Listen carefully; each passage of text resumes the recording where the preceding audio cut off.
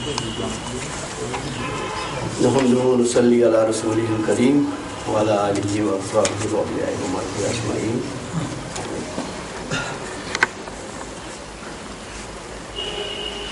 صاحب صدر محترم و مکرمی سید علی شاہ گیلانی صاحب، سہائی صاحب اور میرے دوستوں،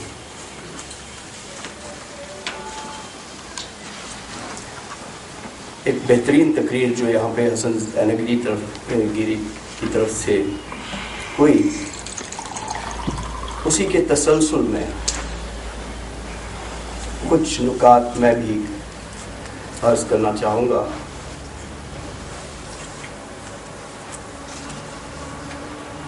اگرچہ میری زبان گنگ ہے کیونکہ جن شخصیات کے درمیان میں اس وقت گستاخی کر رہا ہوں کچھ بیان کرنے کی، ایک دفعہ خواجہ صاحب کو میں نے سنا، انہوں نے کہا تھا کہ مجھے گیلانی صاحب کو سن کر رئیس الاحرار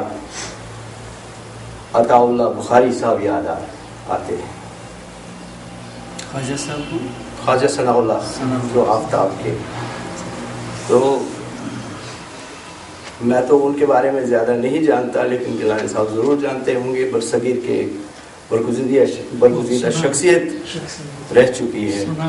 ہاں، تو شعلہ بیان مقرر ہوا کرتے تھے اور الحمدللہ ہمارے درمیان بھی وہ شعلہ بیانی ابھی تک موجود ہے. اللہ تعالیٰ اس کو قائم دائم رکھے.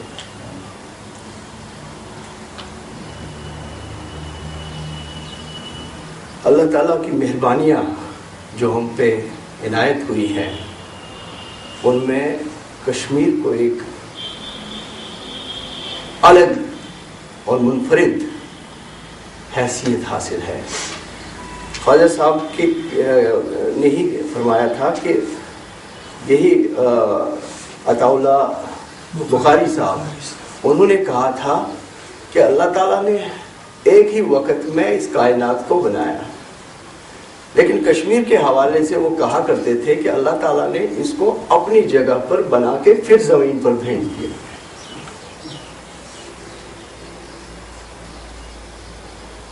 اور اس کے اندر جو خصوصیات جو موجود ہیں، ان کو سمجھنا بہت ضروری ہے.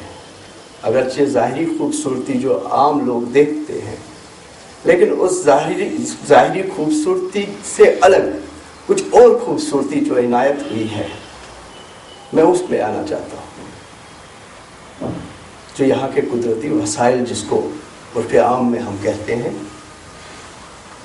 اور قدرتی وسائل میں چند ایک کا ذکر میں کروں گا یہاں پہ،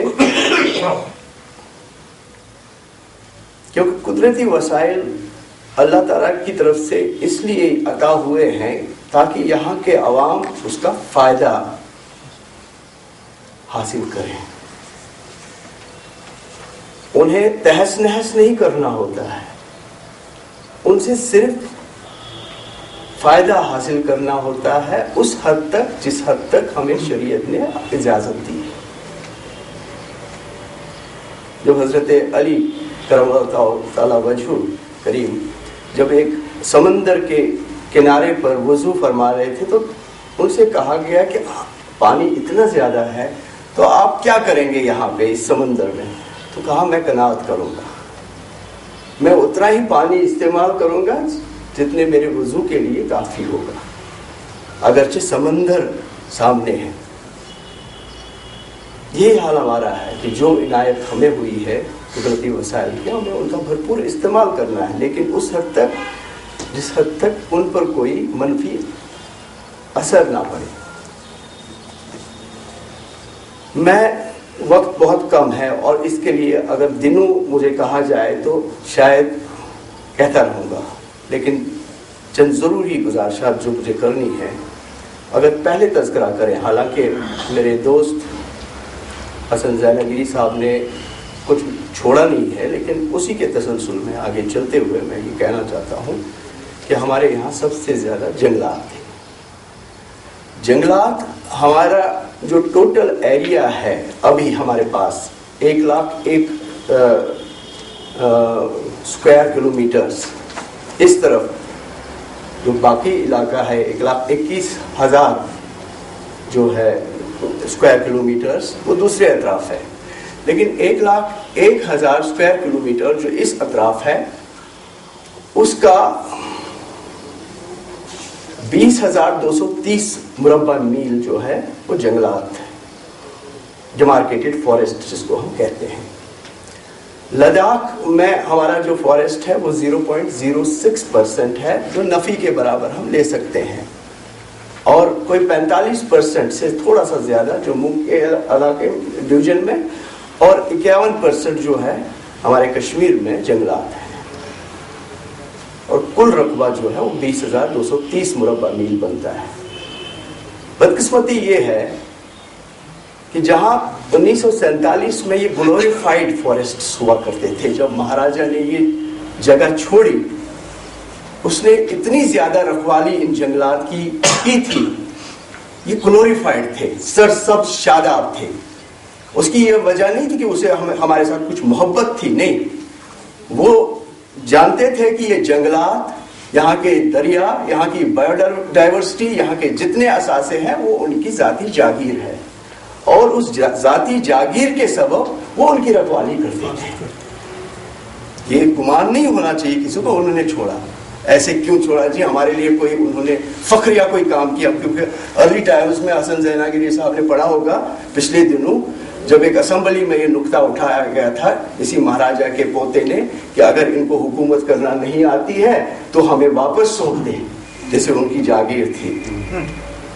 तो ये इसलिए वो रखवाली नहीं करते थे कि हमारी कोई मोहब्बत हमारे साथ उनकी थी, ये इसलिए कि वो उसको अपनी जागीर समझते थे। लेकिन बहरहाल जंगलात महफूज थे, बायोडाइवर्सिटी महफूज थी हमारी, और इन जंगलात से हम उतना ही फैज़ हासिल करते थे जितना, जैसे फॉडर है, हमारे मवेशी उसमें उनका पालन होता है, लकड़ी जो हमारे इस्तेमाल की है, बालन जो इस्तेमाल का होता है वो इनसे हम निकासी करते हैं उनकी,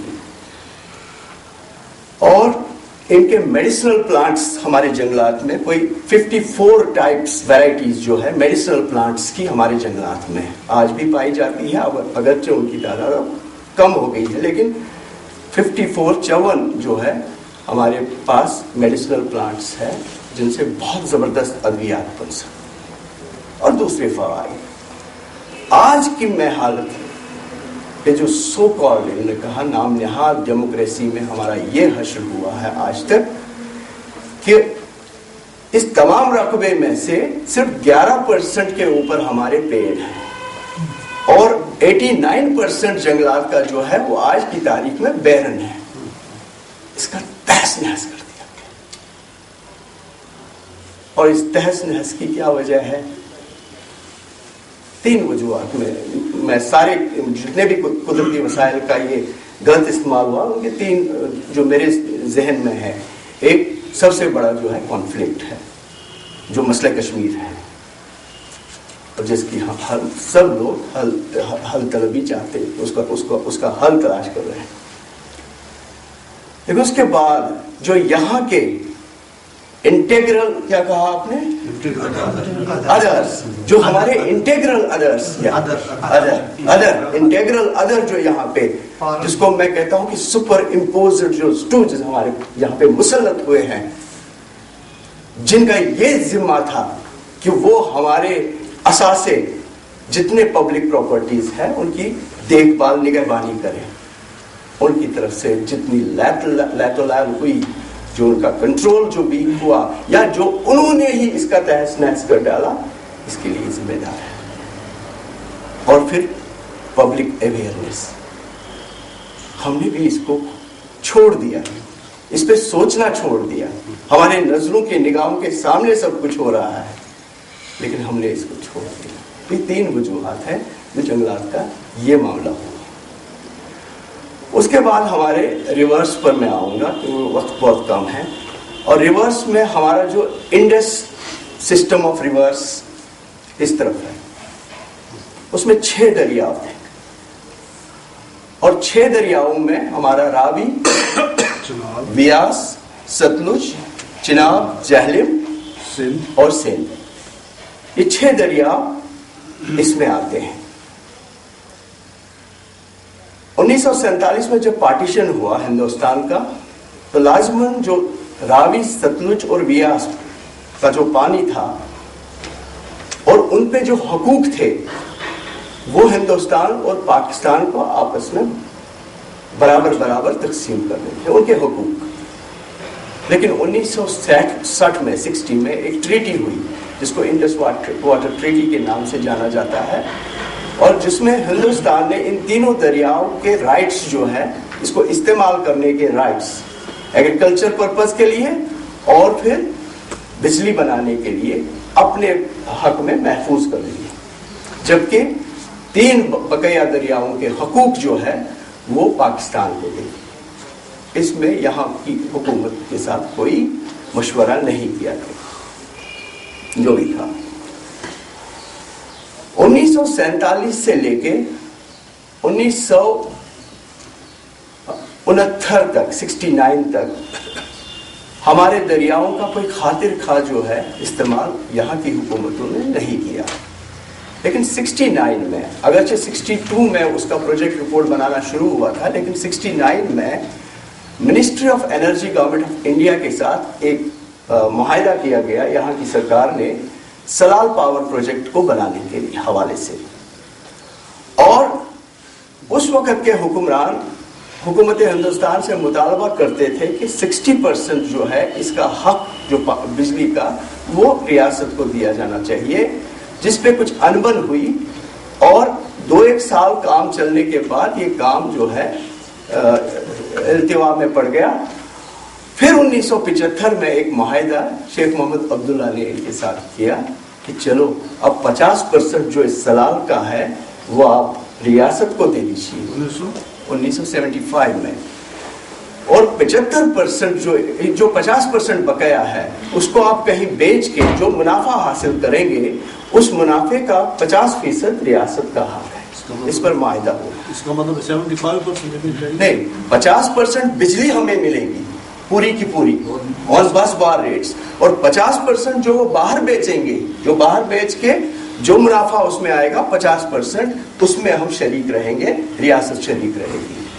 لیکن ہمارے یہاں کے لوگ جو انٹیگرل ادر کا حصہ ہے، انٹرنل ادر کا جو حصہ ہے ہمارے، اور اس میں مسلمان حضرات شامل ہیں، جو ہم نے یہ سارا جو کھول لیا سول سوسائٹی نے، اور میں اس میں پیش رہا تھا، جو ہم نے کاغذات سارے لیے، کورٹ میں گئے، armed with that court order, پھر RTI کے تحت جتنے ہم نے ان سے یہ جو ڈاکومنٹس لیے، ان ڈاکومنٹس کے پس منظر میں آپ سے یہ بات عرض کرنا چاہتا ہوں کہ 1984 میں ایک اور معاہدہ ان کے ساتھ ہوا NHPC کے ساتھ۔ NHPC کا وجود 78 میں پھر یہاں پہ آیا تھا جموں کشمیر کے حوالے سے، وہ کہ وہ 75 میں قائم ہوئی، لیکن 78 میں اس منسٹری آف انرجی اور اریگیشن دونوں ایک ہی منسٹری ہوا کرتی تھی، انہوں نے NHPC کو 78 میں ایجنٹ مقرر کر کے کہا کہ آپ سلال کو آپ کمپلیٹ کریے۔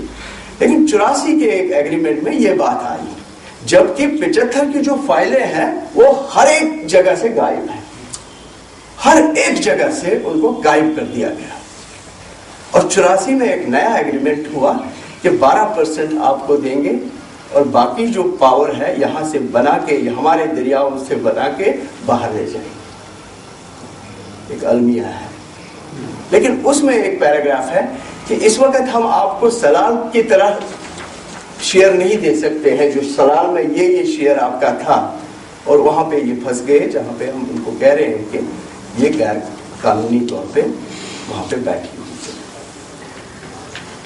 لیکن مسئلہ یہ ہے 1947 سے 2013 تک ریاستی سرکاریں جو بھی آتی رہی، سپر امپوزڈ سرکاریں، کل 758 میگا واٹ پاور ہی بنا پائی، جبکہ ہماری آج کی ضرورت 2500 میگا واٹ 2600 میگا واٹ ہے۔ اگر یہ لحاظ رکھتے لوگوں کی جو ابری ہوئی ڈیمانڈز ہوتی ہے ہر سال بدلتی رہتی ہے, ہر سال 10% کا اضافہ ہو جاتا ہے, لیکن وہ نہیں ہوا. اگرچہ NHPC 1680 میگا واٹ آج کی تاریخ میں بجلی بنا رہی ہے اور وہ باہر لے جا رہی ہماری نگاہوں کے سامنے. ہم اپنی استعمال کے لیے جو بجلی ہے وہ خریدتے ہیں باہر سے, اور کتنی شرمناک بات ہے.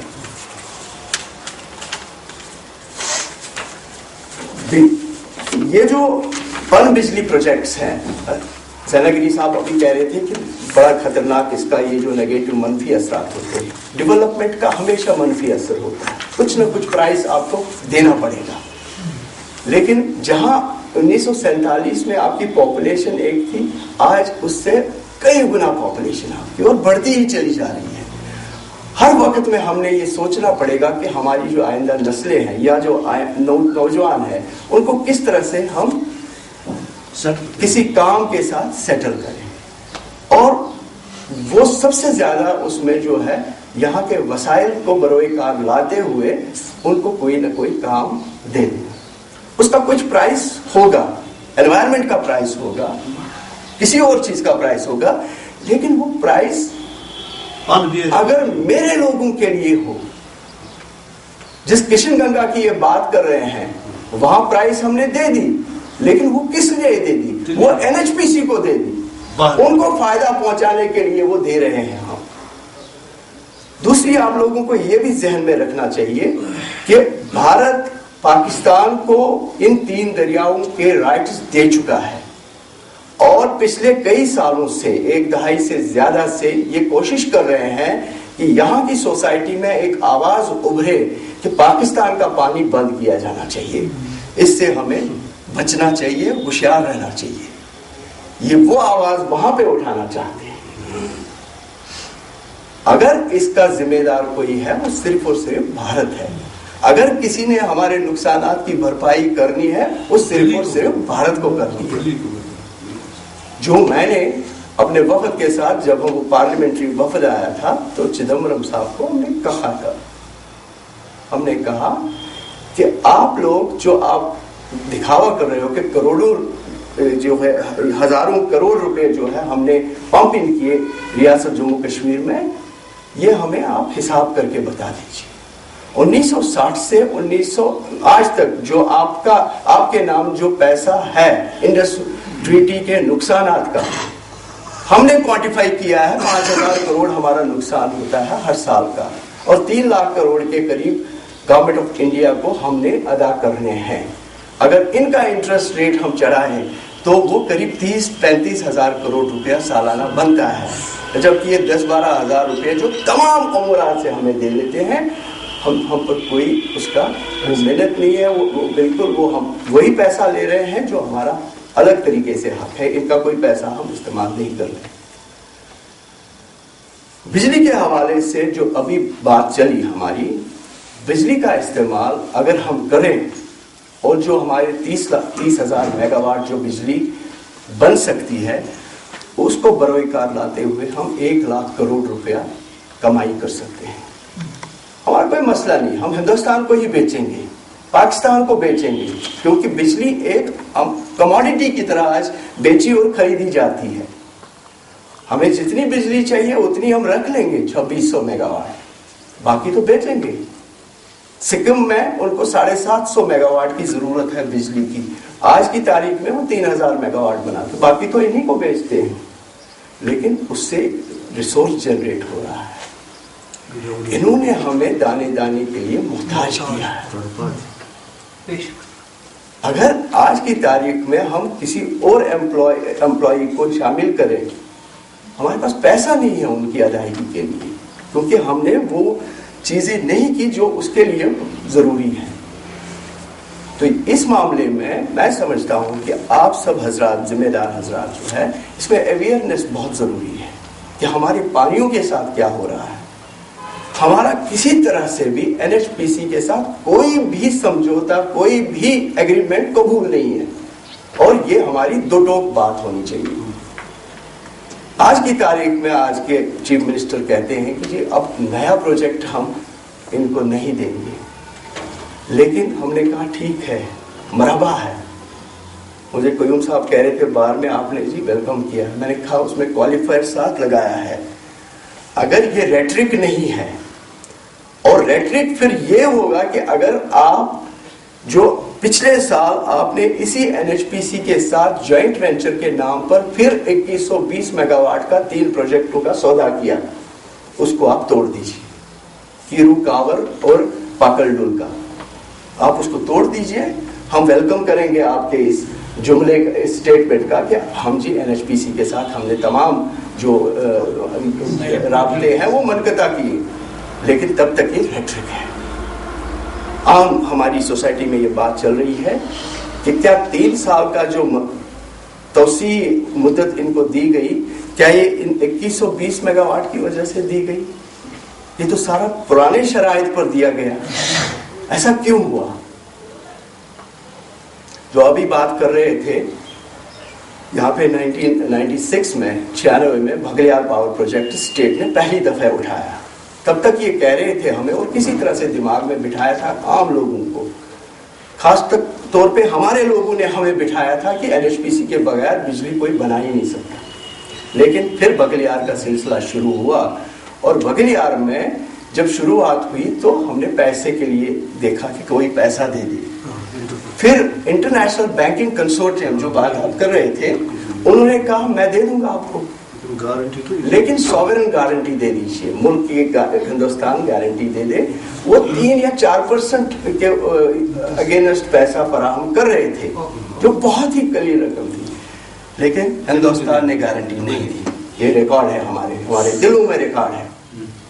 یہ جو ایک بات بہت ہی اچھی بات آپ نے کہی کہ ہمیں ڈاکومنٹیشن کرنی چاہیے تمام ایونٹس کی, جو ہمارے ساتھ گزرا ہے اس کی پوری طرح سے ڈاکومنٹیشن ہونی چاہیے. ہم تو بے خبر ہے, ہماری نسلیں آگے والی نسلیں جو ہے وہ جان جائے کہ کہاں کہاں پہ ہمارے جو زخم جو ہے وہ دیے گئے ہیں.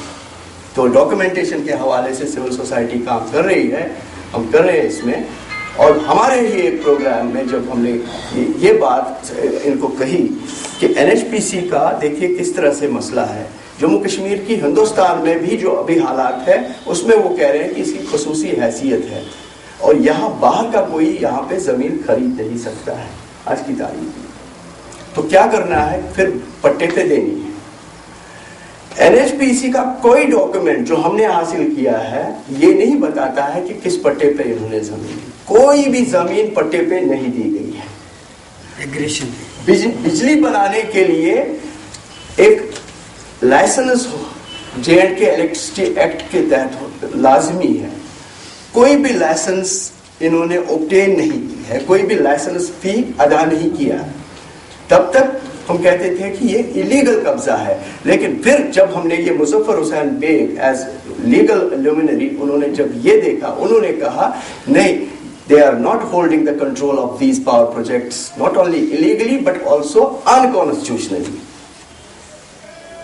یہ انہوں نے جس کا حوالہ ابھی دیا اسی میں انہوں نے کہا یہ انکانسٹیٹیوشنل ان کا قبضہ ہے. اور یہ قبضہ ہٹانے کے بعد بار بار ہم نے عمر عبداللہ کو کہا جو ریٹرک آپ کہہ رہے ہیں وہاں ان کو فارمل کوئی ان کو ریکویسٹ کرنی ہے نہیں کرنی ہے. ہم تو کہتے ہیں کہ یہ غیر قانونی قبضہ جمائے ہوئے ہے کوئی پارٹی, اس قبضے کو ہٹانے کا جو ذمہ داری ہے وہ حکومت وقت پر عائد ہوتی ہے. لیکن ایسا نہیں ہو رہا ہے. اگر ایسا نہیں ہو رہا ہے, اور آپ سب جانتے ہیں کہ کیوں نہیں ہو رہا ہے, اس کے لیے ہم نے پھر آواز اٹھانی ہے, پھر کوئی دوسرا طریقہ اختیار کرنا پڑے گا جو ہم اس کو روکیں, اس استحصال کو ہم روکیں. آپ کو میں بتاتا چلوں, ہم نے مجبور کیا حکومت کو کہ اوپن ٹینڈرنگ کے ذریعے, اگر ہمارے پاس پیسہ نہیں, آج پیسہ کوئی پرابلم نہیں ہے بجلی بنانے کے لیے, ہر کوئی آج کہہ رہا ہمیں آپ پیسہ لے لیجیے. یہ الگ آفٹر بگلیار, کیونکہ بگلیار میں ایک معاہدہ ہوا جنہوں نے ہمیں پیسہ دیا 3000 کروڑ روپیہ, انہوں نے کہا کہ ہمیں جی آپ پر کوئی بھروسہ نہیں ہے, آپ ایسا کریے جب تک یہ پیسہ آپ کا چکتا ہو جائے تب تک 50% بجلی جو اس سے بنے وہ آپ ہمیں دے دیجئے, جس کو P T C power trade corporation بیچے اور ہمیں پیسہ دے.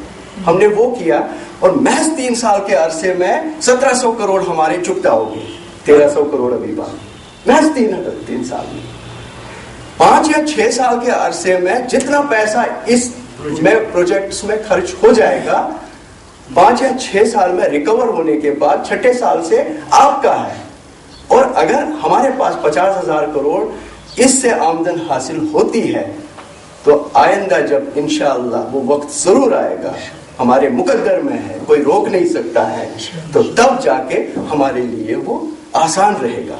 لیکن اس میں ہم نے کام کرنا پڑے گا سائملٹینیسلی سب امورات. یہ ایک وسیلہ جو ہے پانی کا, اور گلیشیئرز کی جو بات کی انہوں نے وہ بھی میں اس وقت نہیں چھیڑوں گا. ظفر صاحب نے ہمارے ایک RTC ہماری ہوئی تھی پچھلے دنوں, کیونکہ آپ سب کو شاید پتہ نہ ہو, میں Kashmir centre for social and development studies کا بھی ایک ادنا خادم کے طور پہ ہم کام کر رہے ہیں اس میں. اور پیچھے ہم نے ایک RTC کی تھی دن بھر کی پولیس بل کے حوالے سے, اور دوسرا سیشن اس میں امرناتھ یاترا کے حوالے سے تھا.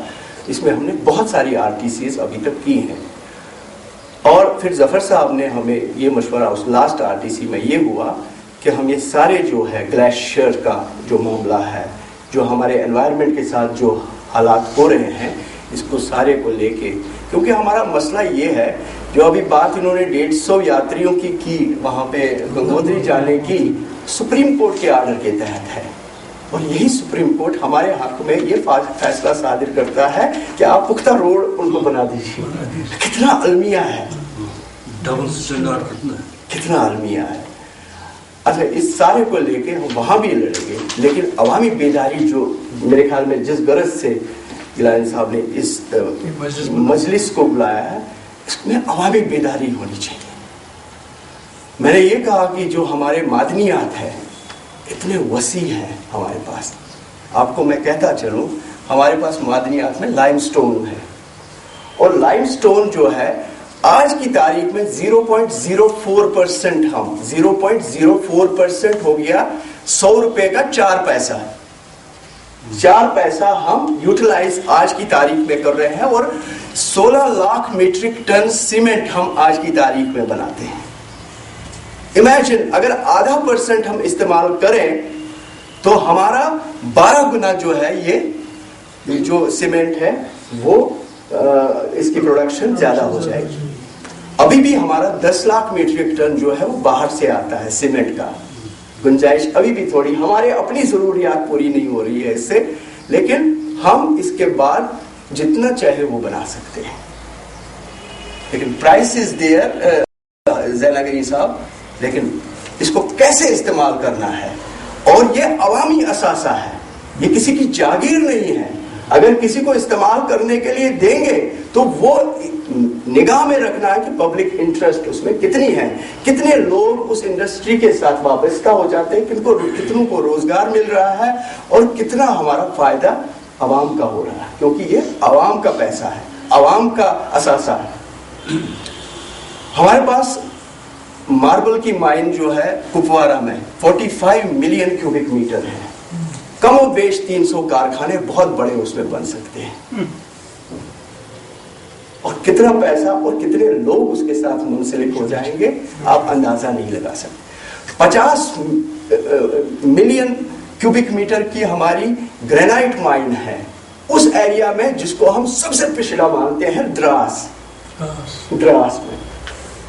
ان کی تقدیر کی کایا بدل جائے, لیکن کون ہے جو اس میں اقدامات اٹھائے؟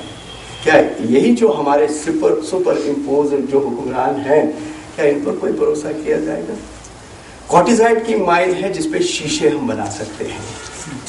باکسائٹ ہمارے پاس ہے جس میں ایلومینیم بنا سکتے ہیں. کاپر کی ہمارے پاس مائنیں ہیں جس پر ہم تانبا بنا سکتے ہیں. بوریکس کی ہماری مائنیں ہیں.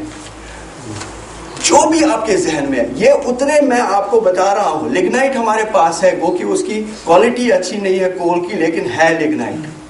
اور آج ہمیں بتایا جا رہا ہے کہ لگنائٹ سے ہم اب جی ہم تھرمل پاور بنائیں گے. ہمیں ضرورت نہیں ہے کیونکہ اس کا پرائس انوائرمنٹ کا بہت زیادہ ہے.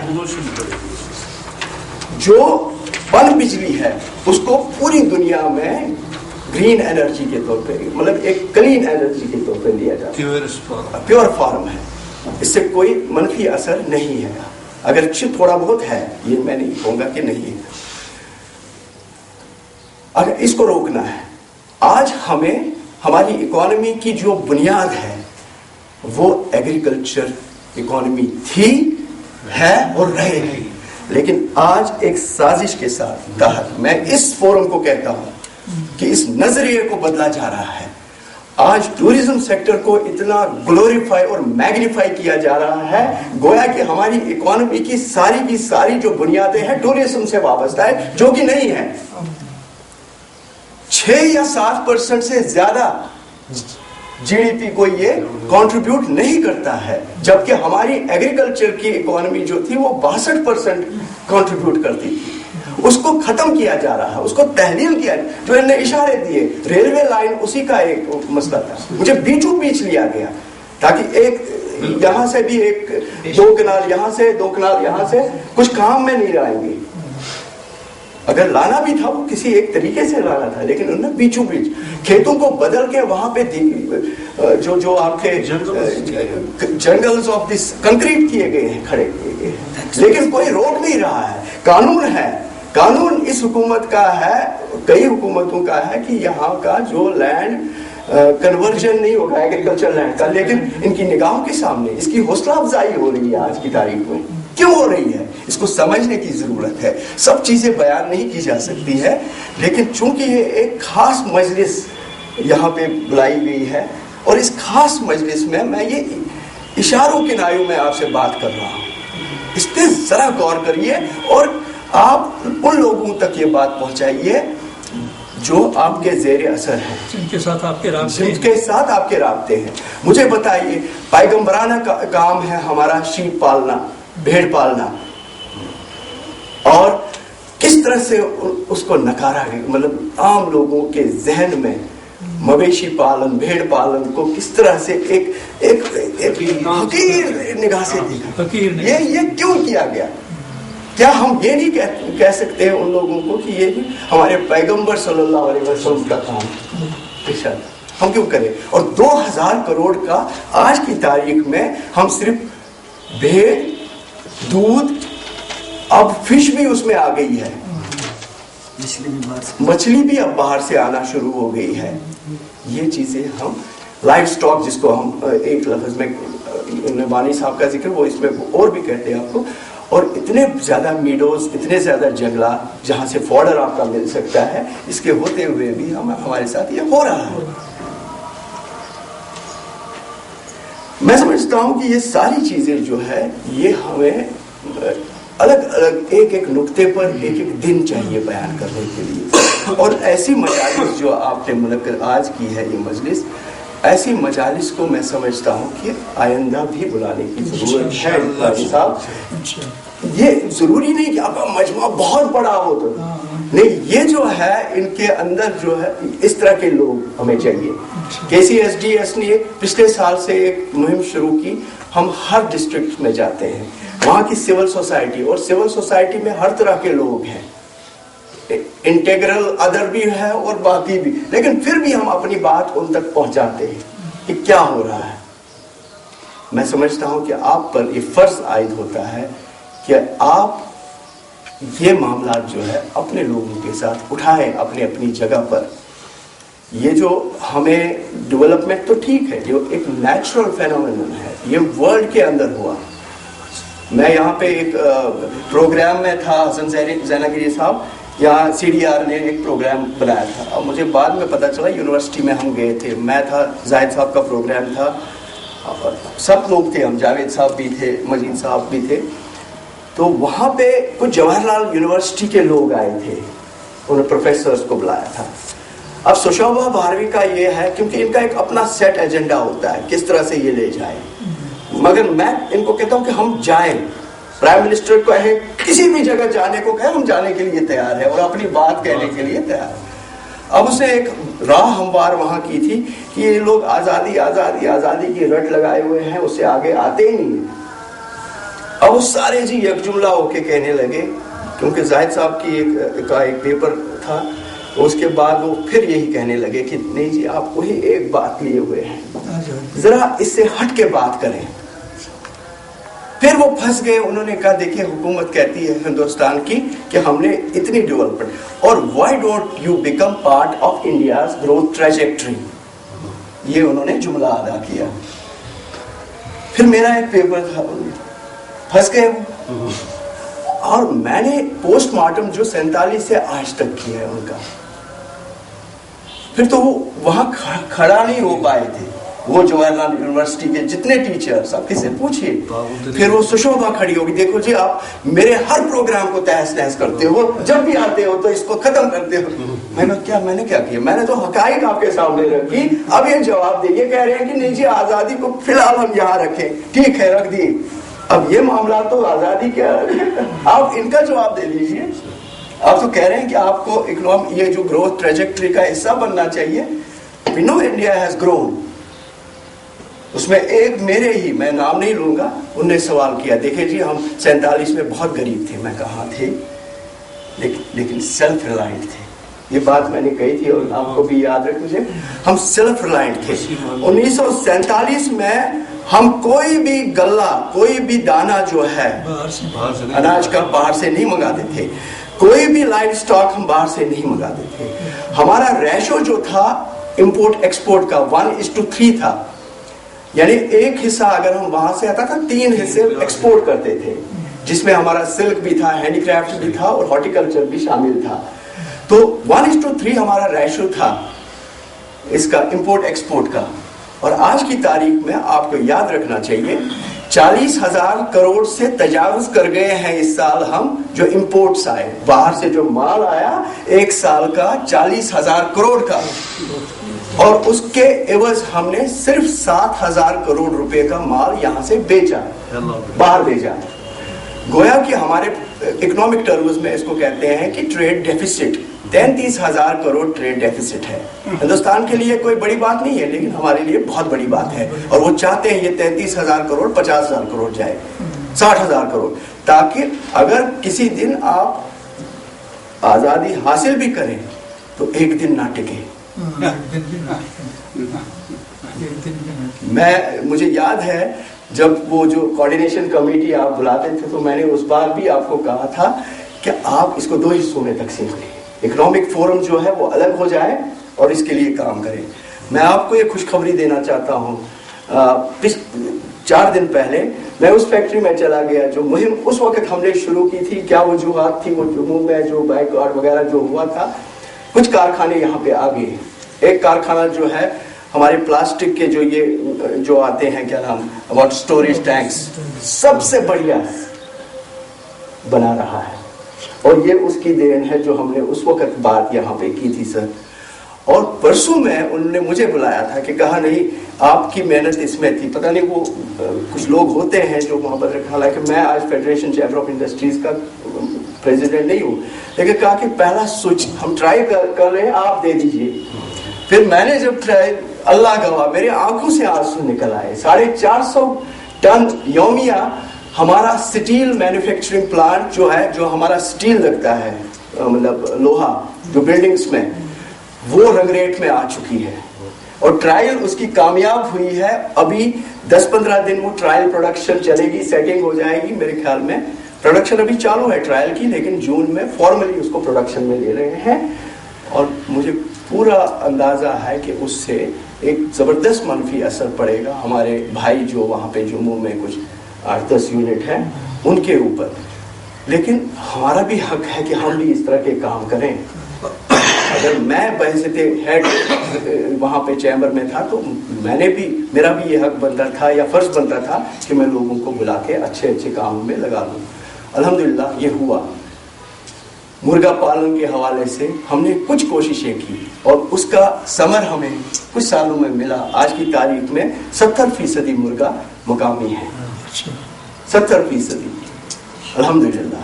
یہ بیڑ پالن میں، پشو پالن میں، یہ ہم نے اس کو آگے بڑھانا ہے.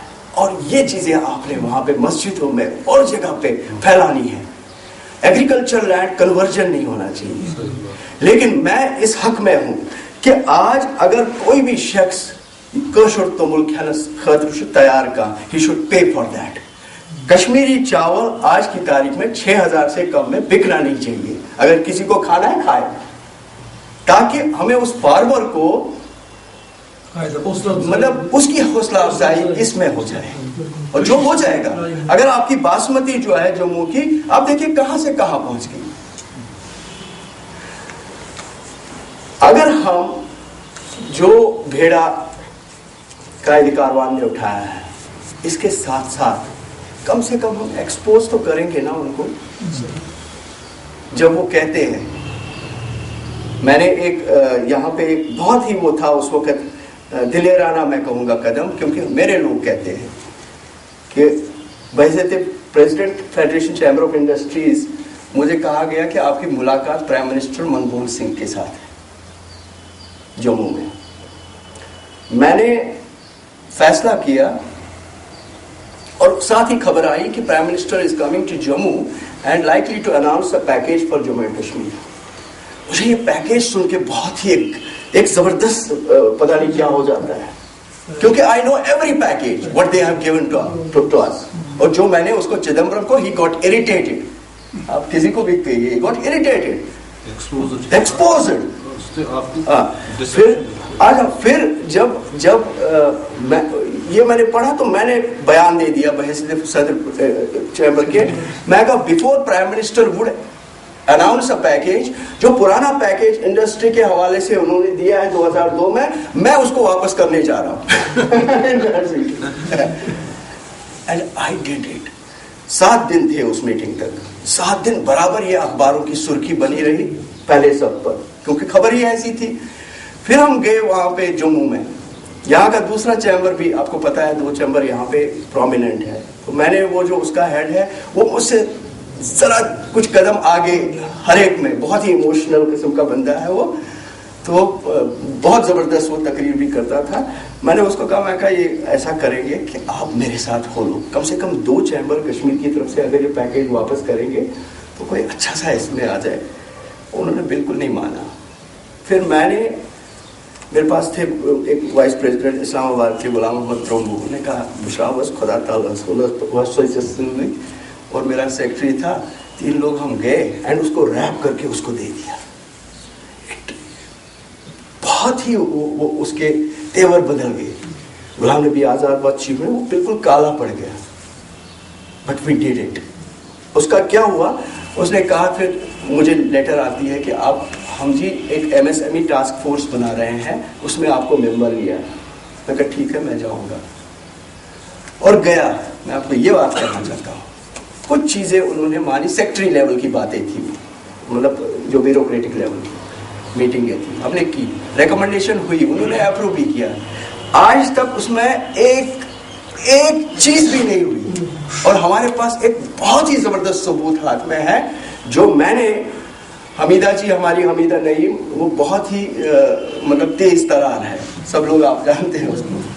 لیکن ہم انٹرلوکیوٹر کے ساتھ جب ملے تو وہ انٹرلوکیوٹر کو میں نے کچھ بات کہی, وہ بہت ہی, انہوں نے کہا یہ بہت تیز آپ نے کلام کیا, لیکن میرے دل کی بات تھی. میں نے کہا کہ آپ کو ہر سطح پہ, وہاں پہ بیوروکریٹک سطح پہ, جوڈیشل سطح پہ, پولیٹیکل سطح پہ, they have a Hindu wounded psyche. Kashmir کو کچھ دیں گے نہیں. حمیدہ جی کہتے ہیں کہ بہت تھوڑا زیادہ کہہ دیا, تیز کہہ دیا, لیکن ہم نے کہہ دیا.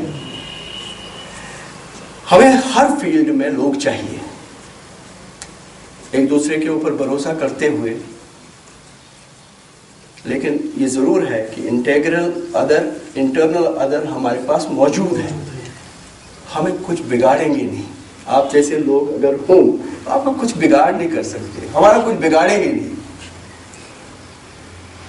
ہمیں آگے بڑھنا ہے, لیکن جتنے قدرتی وسائل یہ ہمارے پاس موجود ہے, اگر آج کی تاریخ میں ہماری حیثیت نہیں ہے ان کو بروئے کار لانے کے لیے, let us preserve them for posterities.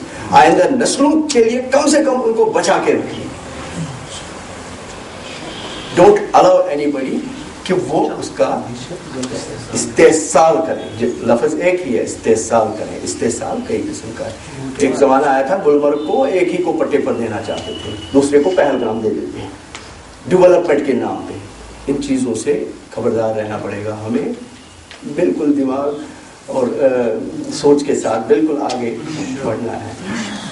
بجلی کے حوالے سے نو نیو پروجیکٹ NHPC, پرانے پروجیکٹوں کی واپسی, یہ ہمارا ایک رہنا چاہیے. ہر جگہ یہ اس کی بھی آواز اٹھتی رہے.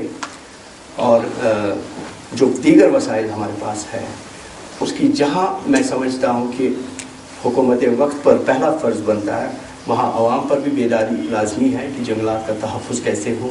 ہمارے جھیلوں کا تحفظ جو ایک سیسپول میں اب مطلب چینج ہوئے ہیں تو ان کو کیسے بچانا ہے. باقی جو ہمارے اثاثے ہیں یہ عوام کی امانت ہے, آئندہ نسلوں کی امانت ہے. تو آئندہ نسلیں ہمیں اس کے لیے معاف نہیں کریں گے. میں سمجھتا ہوں کہ ہم پر فرض ہوتا ہے کہ ہم اس کی رکھوالی کریں اور جو جتنا بن سکے جس سے. تو لیجنڈ ہی سے جو حضرت ابراہیم خلیل اللہ علیہ السلام کا اس زمانے کا جو چڑیا کا لیجنڈ ہے کہ جتنی میری بساط تھی اتنا میں نے ڈال دیا, تو اسی کے مطلب کو لیتے ہوئے ہم اپنا رول ادا کرتے رہیں اس معاملے میں. باقی انشاءاللہ جو ایسپریشن جو یہاں پہ صحرائی صاحب نے ایک بہت ہی زبردست بات کہی کہ جہاں یہ 450 سال تک ہمارے عزائم کو نہیں دبا سکے تو آج کیا دبا اور آئندہ بھی نہیں دبا سکیں گے. کوئی بھی ایسا یہ شخص ہم میں سے یہ جذبہ نہ رکھتا ہو. آئندہ ہم ملتے رہیں گے. اور میں سمجھتا ہوں کہ اگر ایک اس وقت ہم لے لیں کوئی ایک پوائنٹ پر بات کریں, جیسے پانی کے وسائل پر بات کریں گے, جنگلات کے وسائل پر الگ سے بات ہوگی, یا جھیلوں کے کیسے بچاؤ کرنا ہے. ہم نے یہ دیکھنا ہے کہ جو ابھی پیش منظر اور پس منظر اور پیش منظر پر ہم نے زیادہ بات کرنی پڑے. یہ آزادی کے حوالے سے ہی نہیں, ان کے جو باقی بچانے کے لیے, کلچر کو بچانے کے لیے, کلچر کو ہمارے تحس نحس کو, مطلب یہ ساری چیزیں جو ہے ریسورسز کے ساتھ ساتھ کلچرل انویژن ہمارے ہے, ریلیجس انویژن, ہر طرح کا انویژن جو ہے دشمن لگا ہوا ہے کہ کس طرح سے ہمیں کمزور کرے وہ. تو اس کو بہرحال ہمیں پیشے جو منظر ہے اس پہ ابھی سے شروع کر کے پرانے جتنی خامیاں ہوئی ہیں اس کو کیسے ہم سدھار سکیں. انہی کلمات کے ساتھ تو میں آپ سے اجازت لینا چاہتا ہوں. ایک چیل اسرار میں جو ایک وسائل کے حوالے سے اس کو بھی ہم جوڑ سکتے ہیں کہ پرتوے از اکثرویت طافتہ بر آب خاک, پرتوے از اکثرویت طافتہ بر روئی خاک بھی ہے ایک لفظ میں, اور بر آب خاک بھی. خاک ازاں پوشیدہ چندی خلعت حسن و جمال, ہر کے از خاک درت رہ یاف عزت یافو کس بیان وصفو فرسودہ شد سر مقام.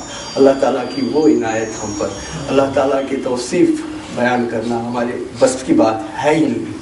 جو اس یہاں پہ تمام تقریریں, تمام کلمات ٹھہر جاتے ہیں. تو یہ وہ ہے, اور اگر وہ رحم پہ آئے انشاءاللہ پھر آزادی ہمارا.